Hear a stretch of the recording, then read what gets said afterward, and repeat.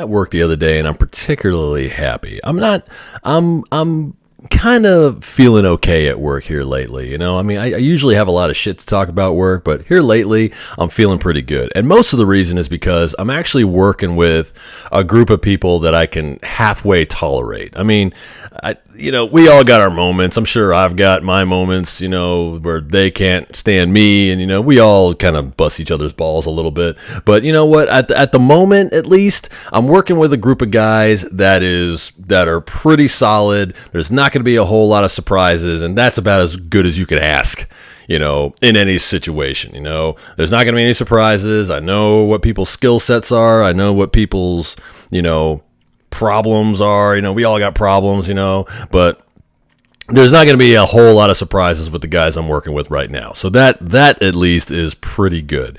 So the other day, remember, we're all pretty good buddies here. I'm working with a team right now. We're all dudes, so things can hang a little more than usual. No pun intended. But anyway, so I'm at work the other day, and I don't know. I'm just having a shit day, man. I don't know. I've been a little stressed out, with everything that's going on right now. With just in general, it's just I'm just having a day here and there. Plus, my workouts haven't been that consistent, and that can be kind of a problem. People always know when I don't work out because I definitely have that, oh shit, Jones didn't work out. It's gonna be a day. Might want to stay out of his way until he eats something, So I kind of got that reputation. But anyway, so I'm sitting there and my buddy comes up and he's eating something. It's like the middle of the day. It's like 3:00. We work from 7 to 7. It's about 3:00, so we're over the hump, and it's the downward slide to the end of the day. And my buddy's sitting there and he's eating something that smells so good, and I'm trying to kick this diet up a notch, with low fat, low sodium, low flavor for the most part. So he's sitting there, and my buddy's a chef. I actually want to get him on the podcast at some point because he's a really cool guy. He's an actual, no shit chef. So everything he eats, smells amazing, and I'm like, dang it, man. I'm sitting here and I'm eating this, dry ass chicken breast and broccoli, sucks, So I'm sitting there and I don't know, man. I got missed meal cramps or something, but I'm sitting there and I'm just watching him eat this stuff. He's a pretty low key guy, I'm sitting there, he's eating, and I'm just looking at him like he's doing it on purpose, he's just sitting there minding his business, eating his food, and I'm looking at him like, and he's looking at me like, you okay, man? And I'm like, you know what I feel like doing right now? He says, what? I said, I feel like taking that food and slamming it right in your fucking face right now. You know that? And he just looked at me confused, like, why? I said, I don't know. I'm just pissed off today. He's like, yeah. You're probably hungry because you're eating all that stupid shit right now. You want a bite of mine? Like, no, I don't want a bite of your food, man. Enjoy your food. And he's like, all right. Let me know if you change your mind. And that was it, That was the whole conversation. I got a little aggressive, but everybody's kind of used to me being kind of crazy from time to time. And that's when I had kind of an epiphany. Maybe epiphany is not the right word, but just a free-floating thought. How the hell am I going to survive outside of the Navy? Outside of the military setting in general? How is that going to work? Because, man, I tell you, the kind of relationship you build with people in the military is unlike any relationship in the world, or certainly any relationship that I've ever had with people, certainly with coworkers. I walk by my boss, his office is right next to the door that's on the way to the locker rooms. And sometimes I just walk by his office. Sometimes his door is open in the mornings and he works out in the morning just like I do. So usually when he's in there early, I get there around, 6:25, 6:30, about a half an hour before, we start to actually have to be there at muster and everything. And sometimes his door will be open and I'll just walk by just like this.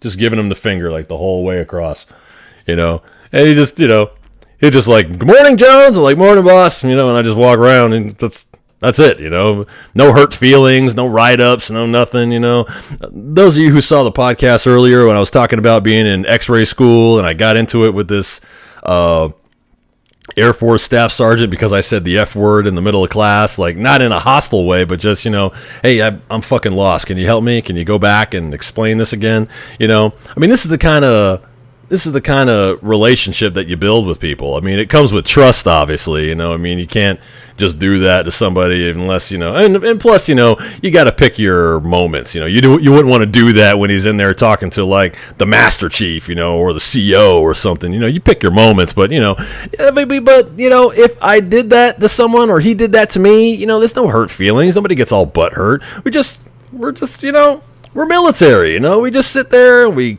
cuss each other out and we talk about each other's mamas, you know, and it's all good, you know. And I'm just thinking to myself, like, God, man, how am I going to do this on the outside? You can't do that. Even if you and your boss are cool, man, you can't go walking by and just call him an asshole for no reason, you know. And I could do that right now. Like, or if like my boss calls me up, you know, this actually happened a couple of weeks ago. He calls me up and he's like, you know, like, he's like, hey, Jones, are you at your desk right now? Like, yeah, man, what the fuck do you want? And he's like, oh, will you just come over and talk to me when you have a minute? Like, yeah, sure. You know, just, I don't know why I do it. I'm just a guy, okay? I'm just a guy, and I got a lot of testosterone built up, and I got a lot of, you know, I have a lot of misdirected aggression, you know, just not even like aggression. I just, you know, it's like, ugh.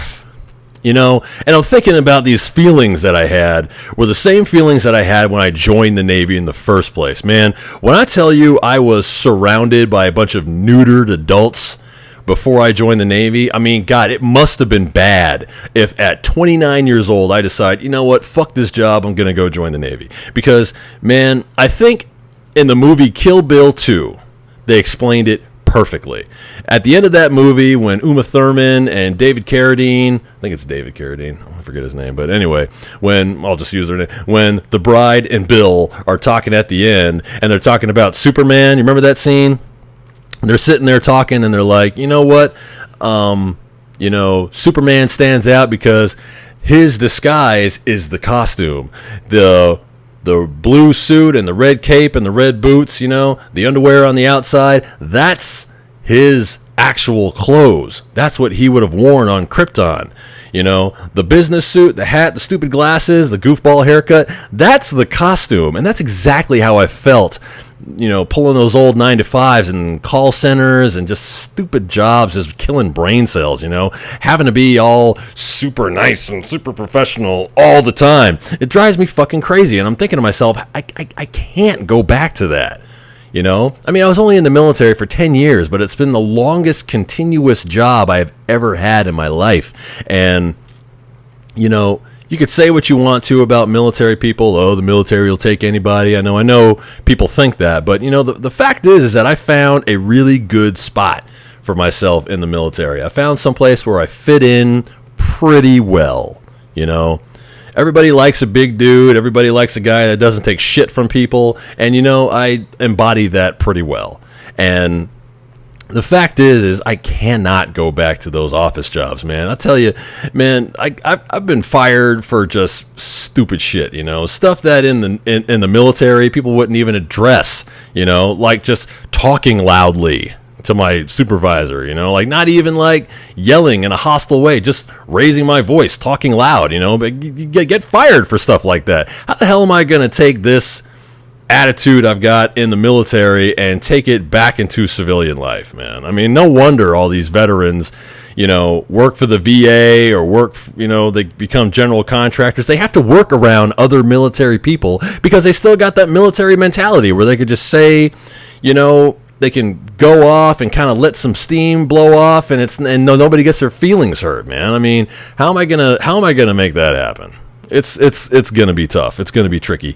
And you know, I'm sitting here thinking, even going to college, you know, even going to school, the school that I've enrolled in, that I'm gonna get to eventually if I ever get out of the Navy. But the school that I enrolled in, it's a Christian school, you know. They have all this code of ethics and stuff, and I mean that's cool and everything. But I mean, I'm just thinking to myself, like, dang, what if I have one of those X-ray school flashbacks where I raise my hand and I'm like, yo, that shit is totally over my head. Can you go back and, you know, what if I have one of those moments, man? I mean, now we're talking straight civilians now. I mean, there might be a couple of vets in the class, but I mean, these civilians are going to be like straight civ div, man. I mean, how am I gonna get through that? I mean, I know I'm going to have to dial it back. And I should dial it back right now anyway, because I know I can come off a little aggressive, sometimes a little bit hostile. But, that's just, what it is that I've surrounded myself around people who are used to that. I mean, it's not a surprise to them if I come in and I throw something, or like it's like, whoa, hey, easy there, big fella. They just kind of, but we're all buddies, and that kind of bond takes some time to develop. So, that's what it is. I need to give it some time, but I don't know. It's just something I was thinking about. It's going to be tricky trying to weave my way back in there, trying to get back into civilian life, I mean, just in the way I talk to people in general. I mean, and it's funny because with civilians, it kind of happens the other way, like, I'll give you an example. My son has this bicycle. We spent a freaking grip on this bicycle, man. I mean, how fucking much are bicycles these days? I mean, the bike he has right now, it's a mountain bike, and we spent $700 on this freaking bike. Now, I know some of you cycle enthusiasts out there, I know a good bike can go for, twice that, but, I'm not spending, $2,000 on a freaking bicycle for my kid. No freaking way. So, but we bought him because he kept breaking them, he's an active kid, he gets out there and he's ripping it up, with his buddies. So I want him to have a bike that's not, jacked up for half the time. So I spent some money, $700 and something, and I got him a nice bike. And it was at this mom and pop shop, and this guy that works there is just, I jokingly call him a crackhead, but I don't know. I mean, he might actually be a crackhead. He's just really all over the place. Just, like, yeah, I got you right here. Yeah, no problem. And he just moves really fast. I don't know if he's on some shit, but I don't know. But he's just a really weird dude. But anyway, this particular time, he blows a tire, which it pisses me off because that freaking bike, is like $700, and the tires are forever going. I don't know if it's just a $700 frame and the tires are like $20, but I mean, goddamn, dude, every time, at least I would say maybe 4 times a year we have to replace a tire on there. And he's not off-roading. He's not doing anything crazy. He's just a 17-year-old kid riding his bike to and from school and sometimes to a friend's house. It's just not that serious. We don't live out in the jungle, but I digress. So this particular time, the tire goes out. We drop it off at the place like we've done a couple of times already. We drop it off at the store, and usually in a day or two we get a call back. Well, this time it's been like a week. And I'm asking my son, because he's 17, he's starting to take care of stuff on his own now. I'm asking him, like, yo, what's the deal? What's with your bike? What's going on? He's like, oh, they haven't called me yet. Well, why don't you call them, So he calls them, and he's like, oh, yeah, we lost the slip for your bike, and it was just sitting here, and we didn't know who to call. I'm like, okay, well, he told him, well, it's my bike. Can you please fix it? So he was like, oh yeah, sorry. I'm sorry. Well, you know what? This fix is on us. It's on us. It's free. I'm like, oh, okay. Well, at least they're trying to do something to fix it. So that's cool. So that was like on Monday. Now fast forward Thursday, and we're like, dude, where the fuck is your bike? Where is it?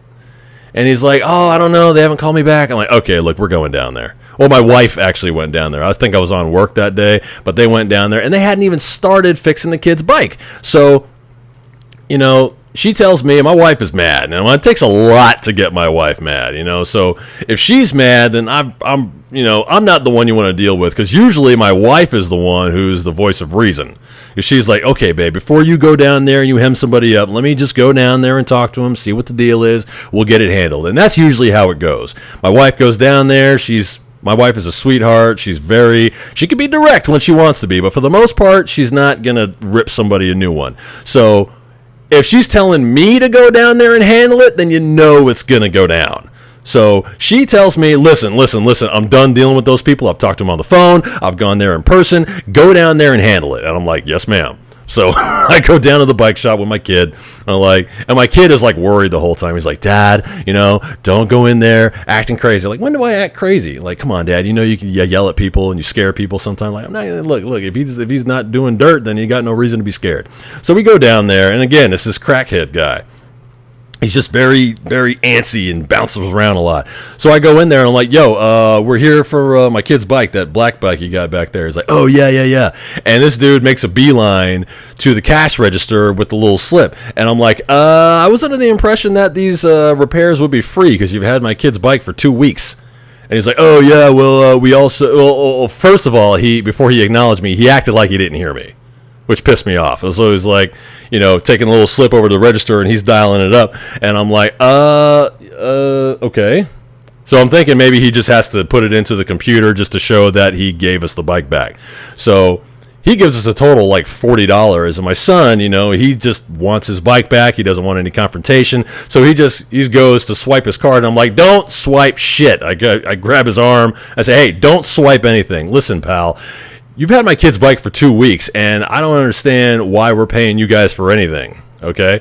And when I said that, I told him, like, listen, you told my wife that it was going to be free, so I don't understand what we're paying for. What exactly are we paying for? You had my kid's bike for 2 weeks. You could have fixed this in an hour.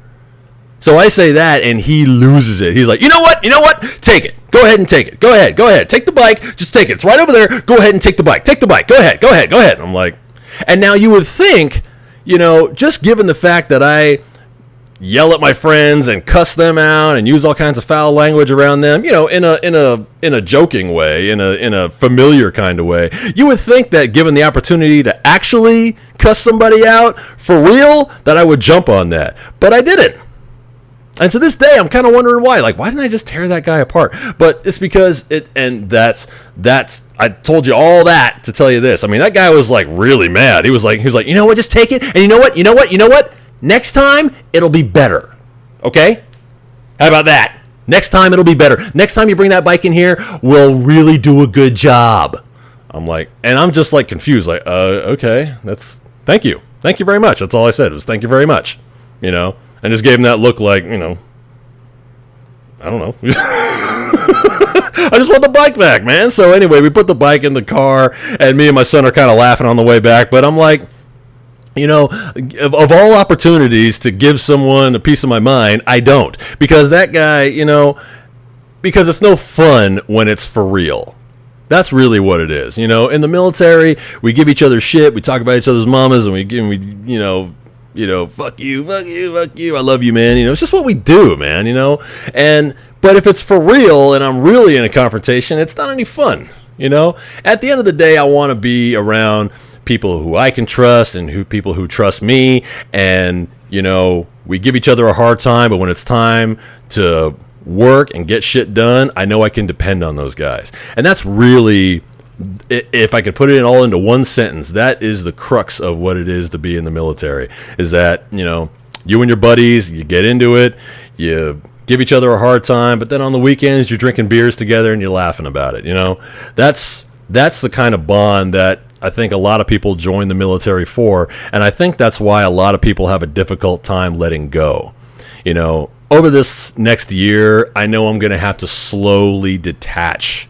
Those relationships will still be there. It'll be nice to have, old Navy buddies, you see them on Facebook. Maybe they give you a call like, hey, man, how's it going? Just thought I was in town. Thought I'd give you a call. Oh, yeah, I got a lot of buddies like that who I would definitely drop in on.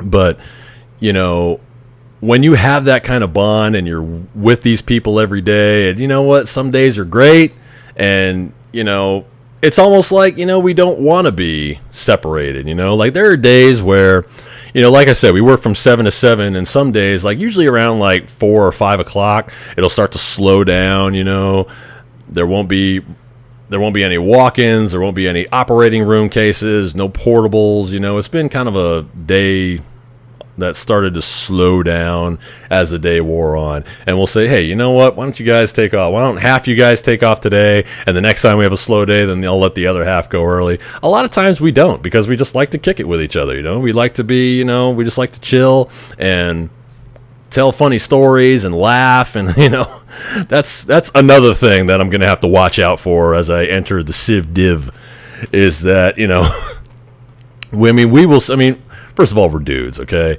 Like I said, everybody on my team right now is a guy, but even some of the ladies get in on it.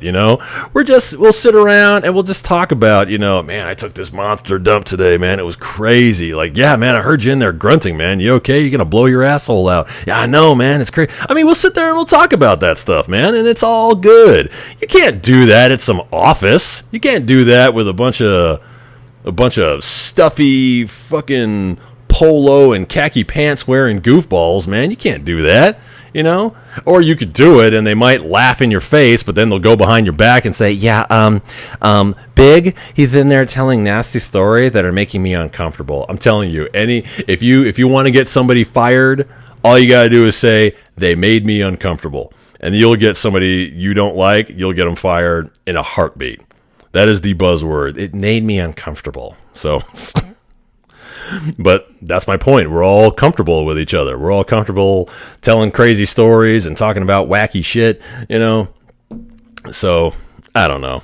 It's going to be one of those transitions that, you have to do it the other way when you join the military. I mean, when I joined the military, I had to become comfortable with a lot of stuff that I hadn't been before. I mean, just take my stutter. I mean, a lot of people are like, dang, man, how are you going to join the military and you stutter? Because I used to have a bad attitude when it came to my stutter, man. I mean, you couldn't even try to joke about it. People joke about it now all the time. I mean, that's kind of what you have to be able to do, especially like me. I like to talk trash and talk crazy to people all the time.